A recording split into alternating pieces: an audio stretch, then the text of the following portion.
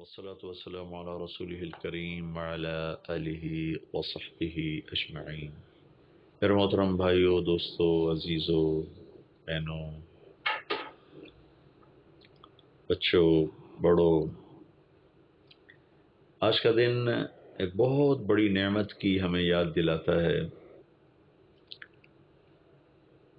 جس کو ہم جتنا بھی اللہ کا شکر ادا کریں ہم اس کا حق ادا نہیں کر سکتے۔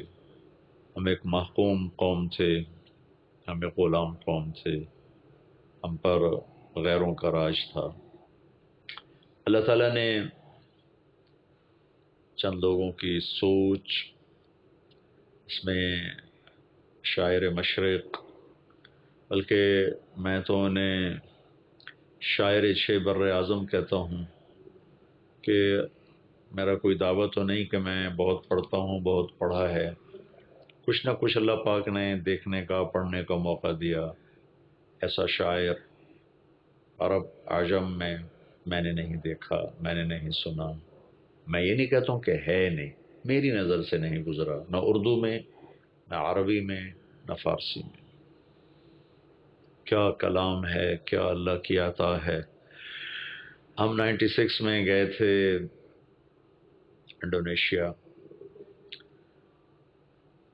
تو وہاں کے صدر حبیبی تھے، ان سے ملاقات ہوئی تو انہوں نے کہا ہم نے یہاں تحریک آزادی جو چلائی، آپ کے شاعر اقبال کی شاعری کو اپنی لینگویج میں ٹرانسلیٹ کیا، اور آپ کے قائد محمد علی جناح رحمۃ اللہ علیہ کی تقریروں کو، خطبات کو اپنی زبان میں ٹرانسلیٹ کر کے ہم نے اپنی تحریک آزادی کو چلایا۔ جو بڑا دکھ ہوا کہ میری قوم تو جانتی نہیں اقبال کون ہے، جناح کون ہے۔ ایک شخصیت تک جانتے ہیں، لیکن وہ کیسے انسان تھے، کتنے عظیم تھے، کیسے نظریات تھے، کیا صفات تھیں، اس سے بے بہرہ ہیں۔ سب سے پہلا تصور تو اقبال رحمۃ اللہ علیہ نے دیا کہ ایک الگ ہمیں اللہ ٹکڑا دے جہاں ہم اللہ کی مرضی کے مطابق زندگی گزاریں۔ اس خواب کی تعبیر اللہ نے پوری کروائی محمد علی جناح رحمۃ اللہ تعالی علیہ، جنہیں ہم محبت سے قائد اعظم کہتے ہیں۔ بے شک وہ اس خطے کے قائد اعظم تھے، اور اس شخص نے ٹی بی کے ساتھ اور بیماریوں کے ساتھ دنیا کی سب سے بڑی طاقتور قوم سے ٹکر لی۔ ان کو تلوار سے نہیں فتح کیا، توپوں سے نہیں فتح کیا، اپنی قوت اخلاق سے، قوت دلیل سے، اور قوت صفات سے فتح کیا ہے۔ پر ہمارے نصیب میں ان کی قیادت بہت تھوڑی لکھی تھی کہ اللہ تعالیٰ نے ان کو 1 سال بعد ہی اٹھا لیا۔ تو یہ خواب دیکھا تھا اقبال رحمۃ اللہ علیہ نے، اس کو تعبیر دی، تعبیر تو اللہ نے دی، اس کی تکمیل اللہ نے کروائی قائد اعظم محمد علی جناح رحمۃ اللہ تعالی علیہ سے۔ اللہ ان دونوں کی قبروں کو نور سے بھرے۔ میں ان کے لیے اصال ثواب کرتا رہتا ہوں، آپ سے بھی عرض کرتا ہوں کہ ان کے لیے اصال ثواب کیا کریں۔ تو 14 اگست کو اللہ تعالیٰ نے ہمیں یہ خطہ دیا۔ اس کی تاریخ کیا ہے وہ اتنے تھوڑے وقت میں کیسے بتا سکتا ہوں، نہ ہی آج کسی کے پاس اتنا ٹائم ہے کہ وہ اس کو سنے۔ بہرحال بن گیا، اتنا ہی میں بتاتا ہوں کہ بہت بڑی قربانیوں کے بعد یہ ہمیں ٹکڑا ملا، اور اسلامی تاریخ میں 2 ریاستیں نظریاتی طور پر وجود میں آئیں اور نظریہ حق کی بنیاد پر وجود میں آئیں، اسلام کی بنیاد پر وجود میں آئیں۔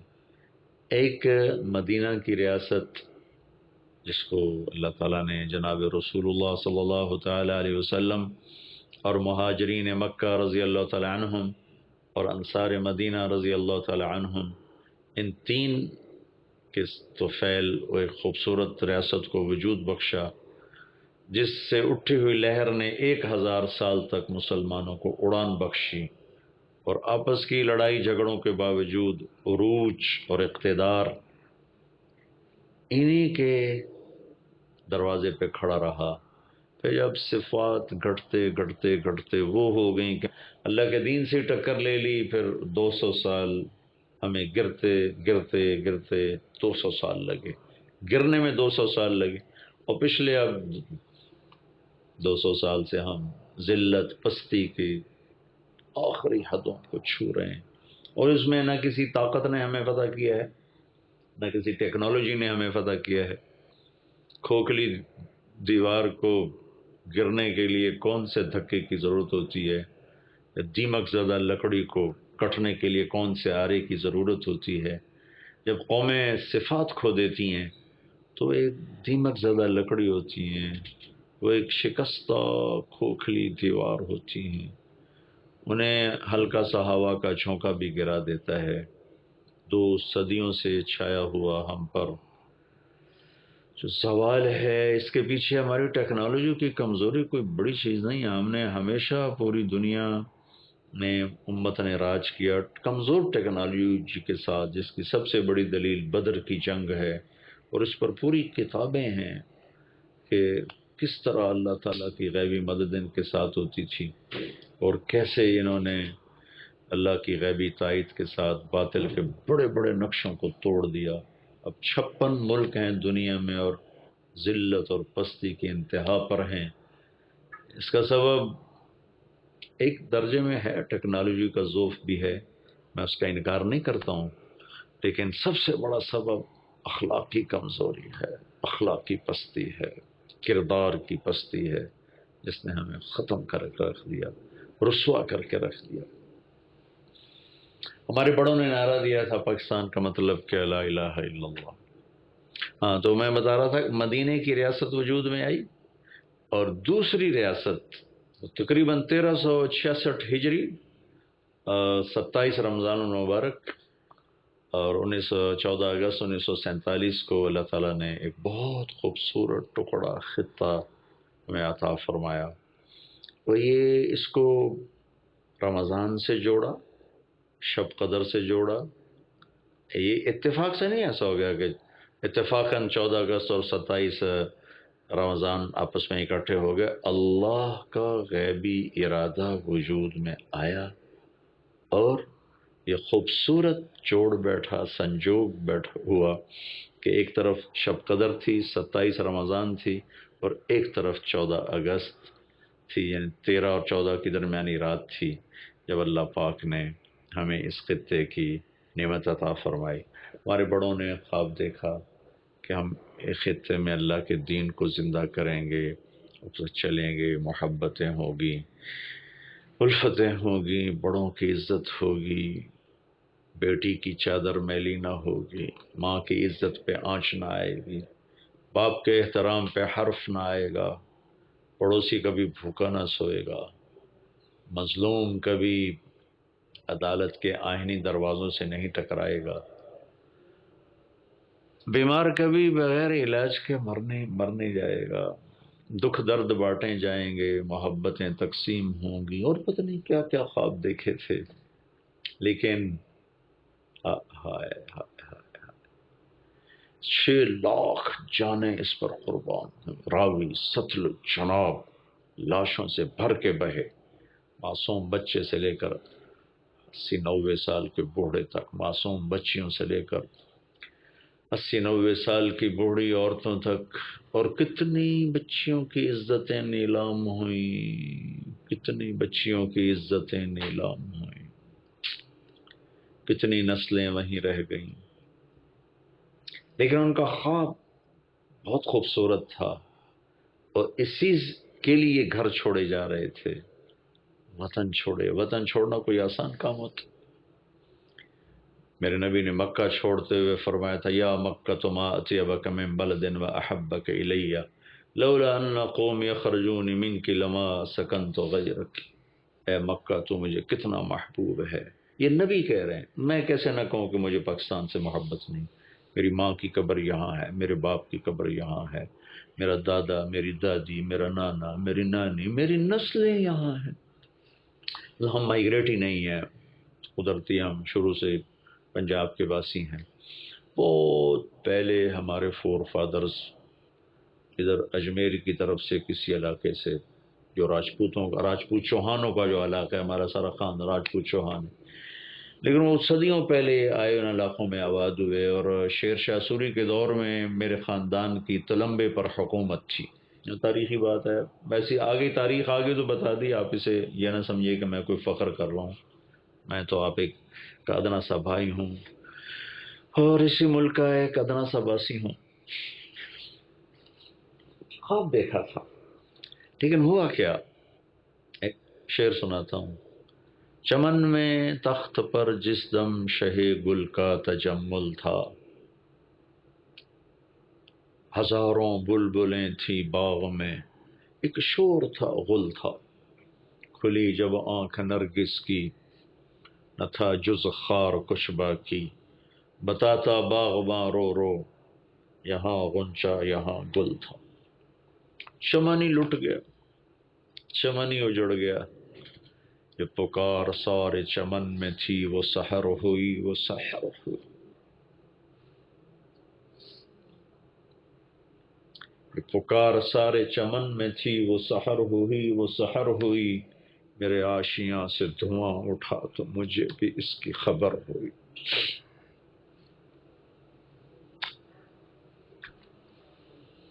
آج کا پاکستان اس لیے نہیں بنایا گیا تھا کہ زنا کے اڈے قائم ہوں، شراب کے بھٹیاں چلیں، جوا پولیس کی نگرانی میں ہو، زنا کے اڈے پولیس کی نگرانی میں ہو، چور ڈاکوؤں کے پشت پناہ طاقتور لوگ ہوں۔ اس لیے نہیں قائم ہوا تھا۔ ماؤں کی عزت، والد کا، باپ کا احترام، وہ ایک بھولی بسری داستان بن جائے۔ اس لیے نہیں بنا تھا کہ بیٹیوں کی عزتیں نیلام ہوں، عزت داروں کی بچیاں بک جائیں، قتل و غارت کے بازار گرم ہو جائیں، مذہب کے نام پہ قتل۔ انسان ہیں یا جنونی ہیں یا دیوانے ہیں، اپنے پاؤں پہ کلہاڑیاں مار کے کہہ رہے ہیں ہم ٹھیک کر رہے ہیں۔ خودکشی کو کون حلال کہتا ہے؟ مسلمان ایک دوسرے پہ اگر تلوار اٹھا رہا ہے، گردن کاٹ رہا ہے، تو پھر میں یہودیوں کو کیا گلا دوں؟ کراچی میں روزانہ کتنے قتل ہو رہے ہیں، کون قتل کر رہا ہے؟ عیسائی، یہودی، ہندو، سکھ، دہریے، یہ اپنے ہی اپنوں کے سینے میں خنجر اتار رہے ہیں، اپنے ہی اپنوں کی عزتیں لوٹ رہے ہیں۔ یہ خواب ہمارے بڑوں نے نہیں دیکھا تھا۔ ناچ گانے کی محفلیں ہوں، مخلوط تعلیم کے، ٹی وی پہ دلائل آ رہے ہوں کہ لڑکے لڑکیوں کا کٹھے پڑھنا کہاں ناجائز۔ ہاں ہاں، میں سوئی قوم کو نہیں جگا سکتا۔ بہرحال میرے عزیزو، میں بتانا تو تاریخ چاہتا تھا، لیکن میں دکھی ہو گیا۔ یہ میری بات نہیں ہے، یا میری کوئی خطابت نہیں ہے، یہ میرے درد کی پکار ہے، میرے دکھ کی صدا ہے، میرے اندر کے درد ہیں، میرے نالے ہیں، میری آہیں ہیں۔ میں تو ذمہ دار کا بیٹا ہوں، ذمہ دار ہوں۔ فصل اجڑ جائے تو اس سے پوچھو کہ اس پہ کیا بیت۔ میرا تو دیس ہی اجڑ گیا، ہمارے خواب بکھر گئے، ہماری تعبیرات دفن ہو گئی۔ اندھیری رات ہے، کب صبح ہوگی اللہ ہی جانتا ہے۔ امید ضرور ہے کہ جو رات لاتا ہے وہ دن بھی لاتا ہے، جو اندھیرا لاتا ہے وہ اجالا بھی لاتا ہے۔ آج میرے دیس میں مظلوم کے لیے جائے پناہ کوئی نہیں۔ میں طاقتور سے گلہ نہیں کر رہا، میرے دیس کا غریب بھی ظالم ہے، بہت ظالم ہے۔ طاقتور تو ہے ہی ہے، غریب بھی ہے۔ میرے دیس میں وکیل بکتا ہے، جج بکتا ہے، انصاف کا قلم بکتا ہے۔ غریب کے لیے اور قانون ہے، مالدار کے لیے اور ہے، حکمران کے لیے اور ہے، طاقتور کے لیے اور ہے۔ یہ خواب ہمارے بزرگوں نے نہیں دیکھا تھا۔ اس نبی کی امت ہیں جس نے فرمایا تھا یہ تو فاطمہ مخزومیہ ہے چوری کرنے والی، جس کی تم سفارش لے کر آئے ہو، یہاں فاطمہ بنت محمد بھی چوری کرتی تو میں اس کا ہاتھ کاٹ دیتا۔ جنت کی عورتوں کی سردار، حسنین کی ماں، اسد اللہ الجبار علی بن ابی طالب، اللہ کی نشانیوں میں سے ایک نشانی ان کی اہلیہ، اور ان سب سے بڑی نسبت محمد مصطفیٰ صلی اللہ علیہ وسلم کی سب سے محبوب صاحبزادی 4 بیٹیوں میں سے۔ یہ خواب نہیں دیکھا تھا، بہرحال خواب تو اچھا دیکھا تھا، تعبیر بڑی بھیانک نکلی ہے، ڈراؤنی ہے۔ میں نے کبھی ہندو سکھ عیسائیوں کا گلہ نہیں کیا، اس لیے نہیں کہ میری بھی ان سے دوستی ہے، اس لیے کہ میرا دیش تو اپنوں کا مارا ہوا ہے، میرے دیش کو تو اپنوں نے لوٹا ہے۔ صبح اٹھ کے جو اخباروں میں تڑپتے لاشوں کی خبریں ہوتی ہیں، ان کے قاتل کوئی ہندو سکھ عیسائی یہودی نہیں، اپنے ہی ہیں۔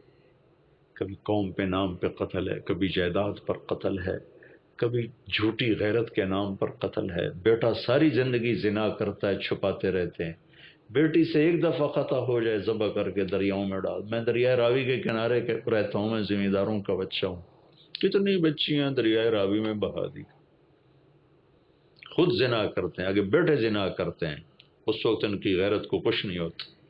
کوئی بیٹی سے خطا ہو جائے تو وٹ دیو ٹک دیو، کتنی وڈ ٹک کے سڑ دیتی۔ میں تو آپ کو تاریخ بتانا چاہتا تھا، لیکن میں جذباتی ہو گیا، اور ہو جاؤں تو کوئی عجیب بات نہیں کہ میرا دیش دکھی ہے، زخمی ہے، اور اس کے زخم غیروں نے نہیں لگائے، اپنوں نے لگائے۔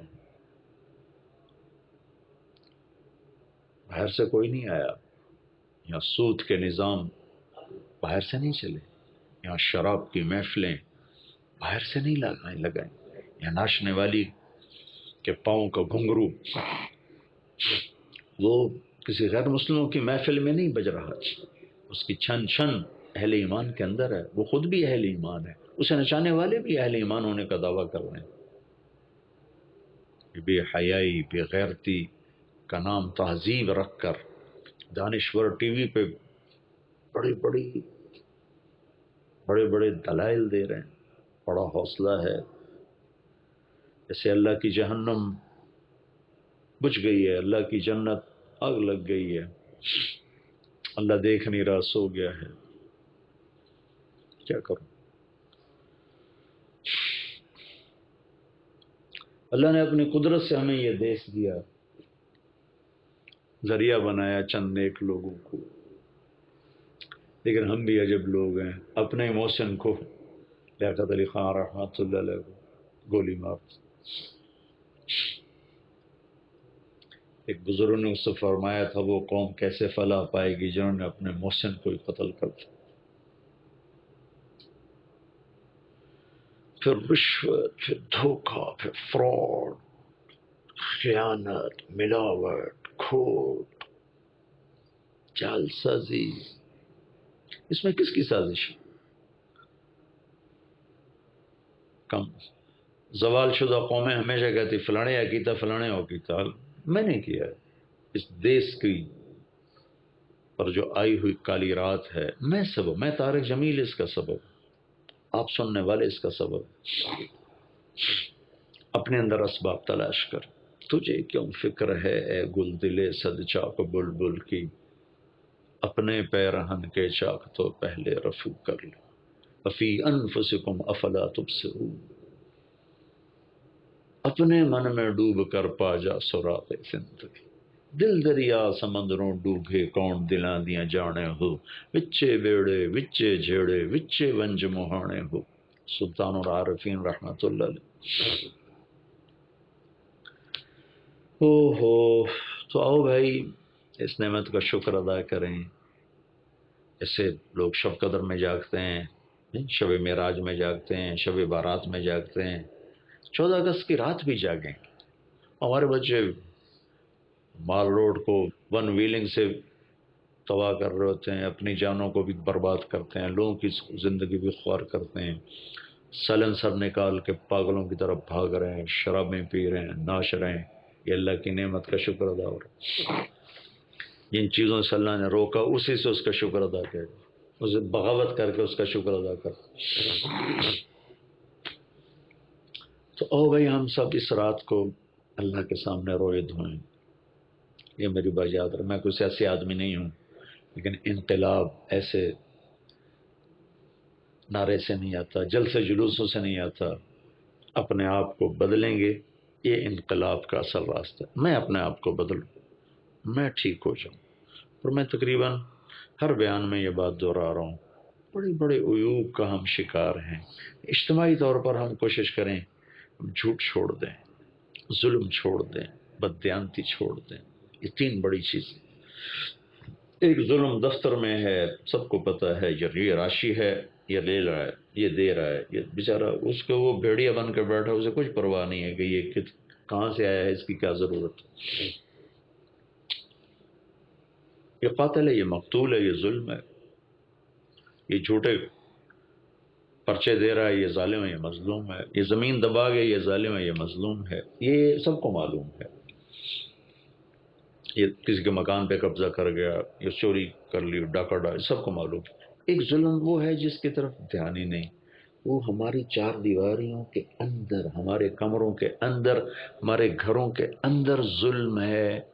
وہ خاوند کا ظلم ہے بیوی پر، یا بعض بیویوں کا انتہا درجے کا بد اخلاقی اور بد زبانی کا مظاہرہ ہے اپنے خامند کے لیے، اس کے ماں باپ کے لیے۔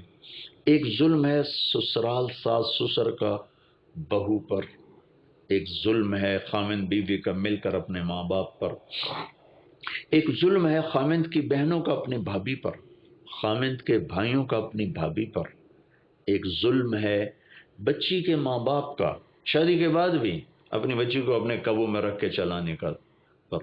یہ ساری ظلم کی وہ شکلیں ہیں جن کو شاید آپ کبھی ظلم سمجھتے نہیں ہوں گے، لیکن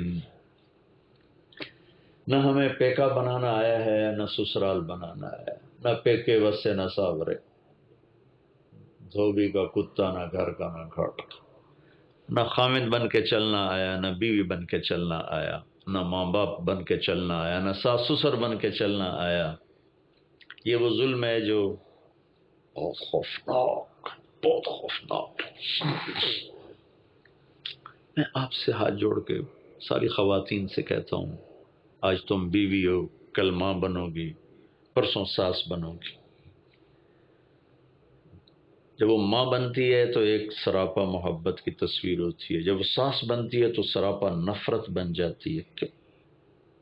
جب وہ باپ ہوتا ہے وہ شفقت کا پیکر ہوتا ہے، جب وہ سسر بنتا ہے تو نفرت اس کے اندر بھر جاتی ہے۔ بہن اپنے بھائی کے لیے اور جذبہ رکھتی، بھابھی کے لیے نفرت کیوں آ جاتی؟ ہر گھر کی کہانی، کہیں اس کا الٹ بھی ہے۔ آنے والی بیوی ایسی بدتمیز ہوتی ہے کہ وہ خامد کی عزت کو بھی اڑا دیتی ہے، اس کے ماں باپ کی عزت کو بھی اڑا دیتی ہے۔ کیوں؟ ہاں یہ بھی بہت بڑا ظلم ہے، اس پر بھی اللہ کی رحمت اٹھ جاتی ہے۔ تو بھائی بہنوں، ہم اپنے ملک کو ظلم سے پاک کریں، جھوٹ سے پاک کریں، دھوکے سے پاک کریں، کبیرہ گناہوں سے پاک کریں،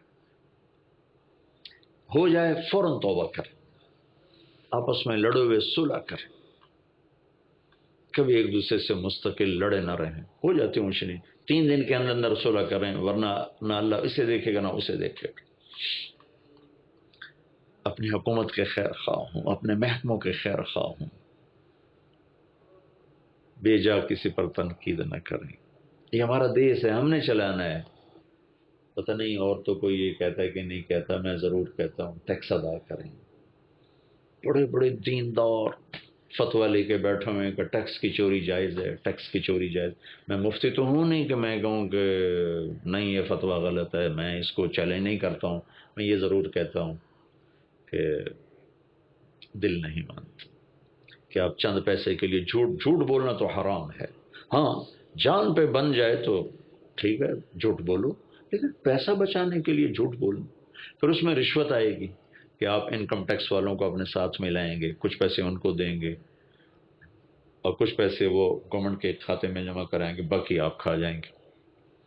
تو اس ایک صرف یہ نہیں کہ ٹیکس بچانا جائز ہے اور اس کے لیے جھوٹ بولنا جائز ہے، اس کے اور کتنے گناہ ساتھ شامل ہوتے ہیں۔ انکم ٹیکس والوں کا ظلم عظیم ہے، جو حکومت پر بھی ظلم کر رہے ہیں اور اپنے اوپر بھی کر رہے ہیں کہ حرام کھا رہے ہیں، حرام کھائی جا رہے ہیں، کھائی جا رہے ہیں۔ ہم کو یہ ہوش نہیں ہے کہ بچوں کو حرام کھلانے کا رزلٹ کیا ہوتا ہے، اور یہاں کچھ نہ نکلے تو آگے اللہ کو کیا منہ دکھائیں گے کہ حسین نے تو صرف ظلم کی ہاں میں ہاں ملانے سے بھی انکار کر دیا کہ حالانکہ ہاں میں ہاں ملانے میں کیا، بیعت کرنے کا مطلب ہے کہ ٹھیک ہے تو ظالم ہے تو تجھے بادشاہ مانتا ہوں، کہ نہیں نہیں گردن کاٹو میری، میرے بچوں کی، میرے بھائیوں کی، میرے عزیزوں کی کاٹو، تاکہ امت محمد کو پیغام جائے کہ زیر خنجر یہ پیغام سنایا ہم نے۔ اور آج انہی کے ماننے والے چھریاں ہاتھ میں اور عزتیں پائمال اور حرمتیں پائمال اور پیسے پر ایمان، غیرت، حیا، تقدس، ہر شے کے سودے کرتے۔ کیوں بنایا تھا پاکستان؟ اگر یہی کچھ کرنا تھا تو ہندوستان ٹھیک نہیں تھا؟ 6 لاکھ آدمیوں کو ذبح کرانے کی کیا ضرورت تھی؟ ہائے ہائے ہائے ہائے۔ تو بہت لمبی ہوگی بات، میں تو چھوٹے چھوٹے کلپ دیا کرتا ہوں، لیکن بس جذبات میں آگے چلا گیا۔ میں عرض کر رہا تھا اس ملک کی خدمت کریں، ٹیکس ادا کریں، جھوٹ نہ بولیں، دو اپنے رجسٹر نہ بنائیں کہ حکومت کو دکھانے کے لیے اور اپنے لیے، اور انکم ٹیکس والوں کے لیے، اور حکومت والوں سے کہتا ہوں ایسے ظالمانہ ٹیکس نہ لگائیں کہ آپ لوگوں کو چوری کرنے پر مجبور کر دیں۔ اب ایسے معتدل اعتدال کے ٹیکس لگائیں، ہر کوئی خوشی سے ادا کر۔ پھر آگے حکومت کے کرندے بھی تو اس پر ظلم و ستم کرتے ہیں کہ اس کو اس قدر ناجائز استعمال کرتے ہیں، پھر دینے والوں کے دل کھٹے ہوتے ہیں۔ تو بہرحال اللہ تعالی ہمیں اس دیش کی قدر کی توفیق عطا فرمائے۔ آؤ بھائی ہم سچی توبہ کریں، اس نعمت کی قدر کریں، اور اس ملک کو جھوٹ سے پاک کریں، ظلم سے پاک کریں، بددیانتی سے پاک کریں۔ کیسے کریں؟ اپنی ذات سے چھوڑ دیں، اس ملک کو خوبصورت بنائیں، عدل کے ساتھ، سچائی کے ساتھ، دیانت کے ساتھ۔ کیسے کریں؟ اپنی ذات سے شروع کر دیں۔ ماں باپ کو عزت دو، بیویوں سے محبت کرو، بیوی سے اظہار محبت میرے نبی کا طریقہ ہے۔ عمرو بن عاص نے پوچھا یا رسول اللہ آپ کو سب سے زیادہ کس سے پیار ہے؟ فرمایا مجھے اپنی بیوی عائشہ سے سب سے زیادہ پیار۔ برملا فرمایا آپ، یہاں کوئی بیوی سے اظہار محبت کرے تو کہتے ہیں تو رن مرید بن گیا تھا، زن مرید تھا، رنو ہو گیا، انہوں تو اور کوئی نگاہ ہی نہیں ہمدا۔ بہنیں ذلیل کر دیتے ہیں، ماں باپ ذلیل کر دیتے ہیں، بھائی ذلیل کر دیتے ہیں۔ خاوندوں سے کہتا ہوں بیویوں کو پروٹیکشن دو، ان کو عزت دو، احترام دو، نوکر بنا کے نہ رکھو۔ ماں باپ کی خدمت خود کرو، ماں باپ تمہیں قتل بھی کرے تو گردن پیش کرو، لیکن تمہاری بیوی پہ زیادتی کریں سامنے آ جاؤ کہ نہیں ابا اماں معاف کرو، مجھے جو کہنا ہے کہو، اسے کچھ نہ کہو۔ بیویوں سے کہتا ہوں خامند کو عزت دو۔ شادی کے بعد تمہارے ماں باپ کا تم پہ حق تھوڑا ہے، تمہارے خامند کا حق تم پر زیادہ ہے۔ خامند کے ماں باپ کو اپنے ماں باپ سمجھو، ان کو عزت دینا اپنی عزت سمجھو، ان کی خدمت کرنا اپنی سعادت سمجھو۔ بہنوں سے کہتا ہوں کہ آنے والی اپنی بھابھی کو اپنی بہن بنا کر رکھو۔ لگائی بجائی، حسد، بغض، میں اسی معاشرے میں رہتا ہوں، ہر وقت یہ دیکھتا ہوں، دل جلتا ہے، دیکھ تو دل کے جان سے اٹھتا ہے، یہ دھواں سا کہاں سے اٹھتا ہے، کور کس دل جلے کی ہے یہ فلک، دھواں صبح و شام یہاں سے اٹھتا ہے۔ میر تقی میر مرحوم یاد آ گیا۔ اب تو اردو بھی ڈر لگتا ہے، پتہ نہیں یہ کسی کو سمجھ میں آئیں گے کہ نہیں آئیں گے، جو کہ اردو لکھنا پڑھنا سیکھنا بھی بھولتے جا رہے ہیں ہم لوگ۔ اس ظلم و ستم سے اپنے نوکروں پہ زیادتی نہ کریں، گالیاں نہ دیں، ماریں نہیں، تھپڑ نہ ماریں۔ ہمارے ذمہ داروں میں نوکروں پہ بہت ظلم ہوتا ہے، بہت ظلم ہوتا ہے، بہت ظلم ہوتا ہے۔ اب تو شہروں میں بھی یہی حال ہے، جس کے بعد 4 پیسے آتے ہیں وہ نوکروں کو انسان ہی نہیں سمجھتا۔ میں ڈیرے میں بیٹھا تھا، ایک ہمارا کمی آ گیا، رونے لگا. ہمارے کسی عزیز نے اس کو بہت گالیاں نکالی اور رونے لگا. کی ہو جائے باجی میاں صاحب غریب دی نہ ماں ہوندی ہے نہ بہن ہوندی ہے نہ دھی ہوندی ہے، یہ صرف زمینداراں دیاں بہناں ہوندیاں تے ماواں ہوندیاں، ساڈی کوئی نہیں ہوندی. جتھے مرضی آوے پن چھڈو. پن چھڑنا ہماری زبان کہتے ہیں گالیاں دیں. نوکروں پر وہ ظلم و ستم ہے کہ زمین آسمان کانپ اٹھتے ہیں. ہوئے تم دوست جس کے دشمن اس کا آسماں کیوں. جب کشتی کے سوار ہی پھٹے توڑنے لگ جائیں تو موجوں کا کیا گلا. کشتی کے مسافر ہی جب کلاڑے لے کے کشتی توڑنے لگ جائیں گے موجوں سے کیا گلا ہے. تو ہم بھائی اپنے دیش کو خوبصورت بنائیں. صبح اٹھ کے ہم نہیں جھاڑو دیتے. ہمارے جن کے پاس 4 پیسے ہیں ان کے نوکر جھاڑو دے رہے ہوتے ہیں، جن کے پاس اتنے وسعت ہیں خود ہماری خواتین جھاڑو دے رہی ہوتی ہیں. تو اب ہم اپنے چاروں صوبوں کے آنگن کو صاف کریں. بلوچ پنجابی نفرت مٹائیں، سندھی پنجابی نفرت مٹائیں، پٹھان پنجابی نفرت مٹائیں، شہری دیہاتی نفرت مٹائیں. محبت کریں، محبت کریں. میرے نبی نے پوچھا دین کا سب سے مضبوط عمل کون سا ہے؟ صحابہ نے کہا نماز. ہم نے کہا نہیں. جہاد نہیں. روزہ نہیں. حج نہیں. کہا جی پھر کیا ہے؟ کہا محبت. دین کا سب سے مضبوط عمل محبت. ہم اپنے دیش کو خوبصورت کریں محبت کے ساتھ، دیانت کے ساتھ اور اللہ کے واسطے. مذہب کے نام پہ نفرت پھیلانا چھوڑ دو. علماء کے سامنے ہاتھ جوڑتا ہوں، دین کو پیش کرو، فرقہ واریت کو ہوا نہ دو. اپنے مسلک مذہب پہ پکے رہو. دوسروں کا احترام. سب کو جنت میں جانے دو. اللہ کی جنت بہت بڑی ہے. میں تو سمجھتا ہوں پاکستان میں کوئی مسلمان بھی ہیں کہ نہیں، چونکہ ہر ایک دوسرے کو کفر سے نیچے تو آتا ہی نہیں ہے. تو پھر جنت کہیں جانا ہے؟ کوئی راہ انتا دیو جڑا جنت جاوے. سارے ہی دوزخی بن گئے تو جنت اللہ کی کرنی اتنے فرشتیاں واڑنے اتنے. تو سیاسی اختلاف کرو احترام کے ساتھ، مذہبی اختلاف کرو احترام کے ساتھ، صوبائی اختلاف کرو احترام کے ساتھ. اختلاف کی گنجائش ہے، لڑنے کی گنجائش کوئی نہیں. اپنے نوکروں سے محبت کرو، صوبوں سے محبت کرو، ایک دوسرے کی بھلائی چاہو. سوچو کس طرح ہمارا ملک فلاحی بنے. حکومتوں سے نہ کرو، اپنی ذات سے شروع کرو. فلاں نے یہ کر دیا، فلاں نے یہ کر دیا، یہ غلط بات ہے. میں کیا کر رہا ہوں، میں نے اب کیا کرنا ہے. بھائی یہاں سے ہم اپنا کام شروع کریں تو انشاءاللہ اللہ تبارک و تعالیٰ اس ملک کو ہمیں اس کی بہار خزاں دیکھی ہے، اللہ بہار بھی دکھا دے. ہاں اللہ کے لیے کیا مشکل ہے، جو چاہتا ہے کر دیتا ہے. ٹیکس دو. ذمہ داروں سے کہتا ہوں جو تمہارے اوپر لگتا ہے وہ دو، اور جو زکوٰۃ اللہ نے فرض کی ہے وہ ادا کرو. جو ذمہ داروں پہ عشر آتا ہے، عشر کہتے ہیں ویسے تو 10 کو کہتے ہیں 10واں، لیکن نہری زمینوں پر 1/20 یعنی 20 من ہے تو اس میں سے 1 من غریب کا، 20/1. 20 من میں 19 من میرے ہیں، 1 من اللہ کہتا ہے جا کے غریب کو دے. 100 من چاول، 100 من گندم، 100 من مکی، 100 من آلو، 100 من کپاس، 5 من غریب کو دے دو، 95 من گھر لے جاؤ. یہ ذمہ داروں سے کہتا ہوں.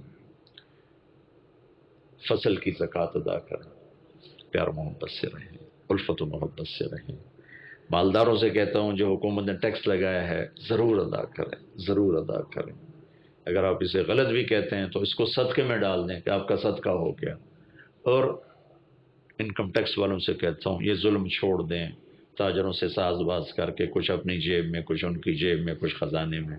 حکومت والوں سے کہتا ہوں ایسے ظالمانہ ٹیکس نہ لگائیں کہ لوگ بل بلا اٹھیں، کہ ان کی کمائیوں پر اتنا بوجھ ڈالنا کہ جس کو وہ ادا نہ کر سکیں. جتنا وہ دیتے ہیں اس میں درخواست کرتا ہوں کہ اللہ کے واسطے اسراف سے بچیں، فضولیات سے بچیں. اللہ کو جان دینی ہے، اللہ کو جواب دینا ہے. اللہ تعالی ہم سب کو عمل کی توفیق بخشے. السلام علیکم ورحمۃ اللہ وبرکاتہ. اشارے